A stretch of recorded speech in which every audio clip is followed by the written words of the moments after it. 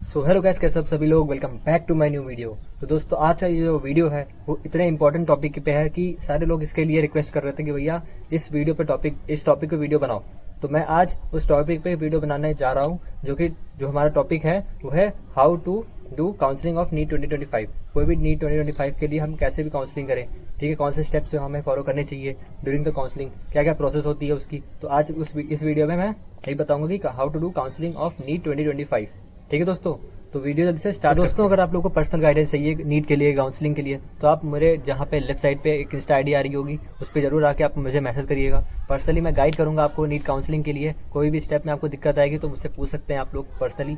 तो यहाँ पे मैसेज करके आप मुझे इंस्टाग्राम पे, और या फिर नीचे टेलीग्राम का लिंक भी आ रहा होगा, टेलीग्राम नेम, वहाँ पे भी आप लोग आ सकते हो मुझे पूछने कि काउंसलिंग गाइडेंस कैसे करते हैं। मैं आपके स्टेप बताऊंगा। अगर आप कुछ नहीं आता तो आप पूछ सकते हो, मैं आपको पूरा अलग से मैं पर्सनली गाइडेंस कर दे सकता हूँ। वहाँ पे इंस्टाग्राम पे मैसेज करके आ जाइएगा। ठीक है दोस्तों, चलिए वीडियो स्टार्ट करते हैं। तो दोस्तों चलो प्रोसेस स्टार्ट करते हैं। सबसे पहले आपको गूगल पे आना है और गूगल पे आपको ओपन करना है upneet.gov.in। upneet.gov.in ऑफिशियल साइट है यूपी प्राइवेट काउंसलिंग के लिए।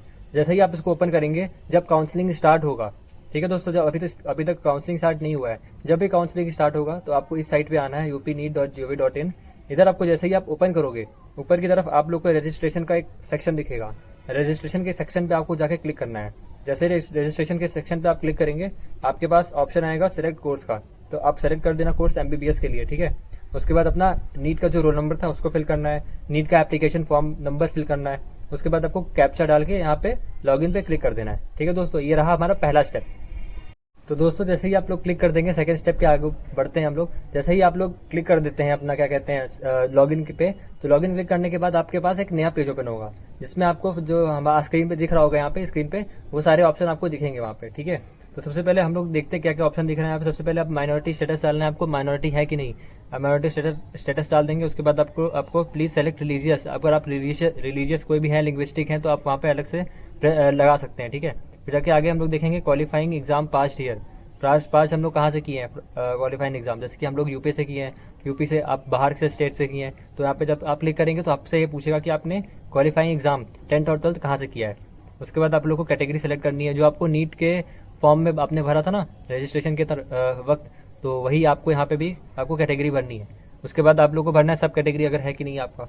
उसके बाद आप लोग को अपना एड्रेस भरना है, एड्रेस लाइन 1, एड्रेस लाइन 2, और उसके बाद एड्रेस लाइन 3। उसके बाद आपको अपने जगह का पिन कोड डालना है, ठीक है दोस्तों। फिर आपको स्टेट सेलेक्ट करना है कि आप कहाँ के हैं, कौन से स्टेट के हैं।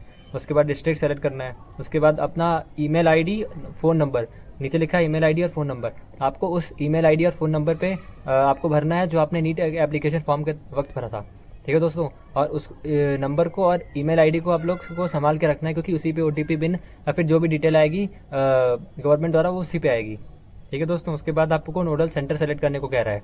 ये नोडल सेंटर उस लिए है ताकि अगर आप जो डॉक्यूमेंट अपलोड करोगे बाद में, अगर वो अपलोड नहीं हुआ ढंग से, तो आप लोग को एक चांस दिया जाता है कि आप नोडल सेंटर पे जाके अपना डॉक्यूमेंट सही से वेरीफाई कर सकें, ठीक है। आप नोडल सेंटर इसलिए सेलेक्ट नहीं कर रहे कि आपको जाना ही है, आप लोग इसलिए सेलेक्ट करेंगे ताकि अगर डॉक्यूमेंट वेरीफाई नहीं हो पाया तो आप लोग को जाएंगे उधर, अपना डॉक्यूमेंट ऑफलाइन वेरिफिकेशन करा सकते हैं, ठीक है। ये दोस्तों हो गया सेकंड स्टेप अपना। और दोस्तों एक चीज़ मैं बता देना चाहता हूँ, जब आप इस पर क्लिक करेंगे क्वालिफाइंग एग्जाम पास फ्रॉम, तो आपसे पूछेगा कि आप लोगों ने कहाँ से एग्ज़ाम पास किया है। तो आपको अगर यूपी के हैं, आप यूपी के, आपके पास यूपी से ही आपने 12th किया है और 10th भी किया है, तो आप लोगों को डोमिसाइल सर्टिफिकेट नहीं लगेगा। अगर आप इस पर सेलेक्ट कर देंगे कि आप यूपी से आपने 12th किया है और 10th आपने कहीं और से किया है, या फिर 10th आपने कहीं और से किया है, यूपी में 12th कहीं और से किया है, तो आप लोगों को डोमिसाइल सर्टिफिकेट लगेगा। लेकिन अगर आप लोग सेलेक्ट कर देते हैं कि आपने यूपी से ही 10th और 12th किया है, तो आपको कोई भी सर्टिफिकेट यहाँ पे डोमिसाइल सर्टिफिकेट नहीं लगेगा, ठीक है दोस्तों। ये एडिशनल टिप था जो मैंने बता दिया। अब आगे बढ़ते हैं दोस्तों अगले स्टेप के लिए।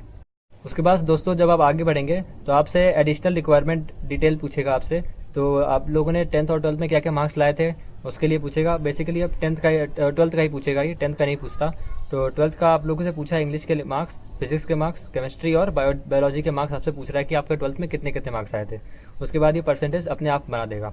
फिर हम लोग देखते हैं आगे है क्रिएट योर पासवर्ड। आपको खुद से पासवर्ड बनाना है, अपना खुद का पासवर्ड, स्ट्रॉन्ग पासवर्ड जो आपको याद रखना है।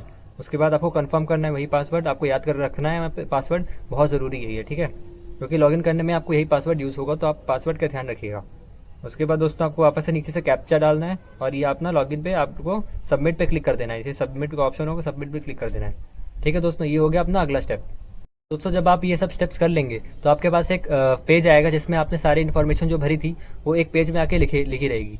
तो अब वही पेज पे आपको सीधे yes I am okay with done, तो आप अगर डन लिख देते हैं तो आपको पूरा वेरीफाई हो जाएगा। जितना भी आपने फॉर्म भरा था, जितना भी फॉर्म का इन्फॉर्मेशन था वो चला जाएगा गवर्नमेंट के पास। ठीक है दोस्तों, तो आपको यस आई एम ओके के बाद क्लिक कर देना है।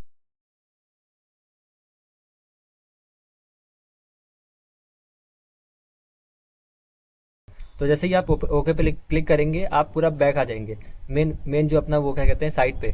तो आप साइट पे आप जब आएंगे तब आपको अब एक दिखेगा रजिस्ट्रेशन का स्लिप, रजिस्ट्रेशन का एक स्लॉट दिखेगा आपको। रजिस्ट्रेशन के स्लॉट पे आपको जाना है पे रजिस्ट्रेशन फ़ी।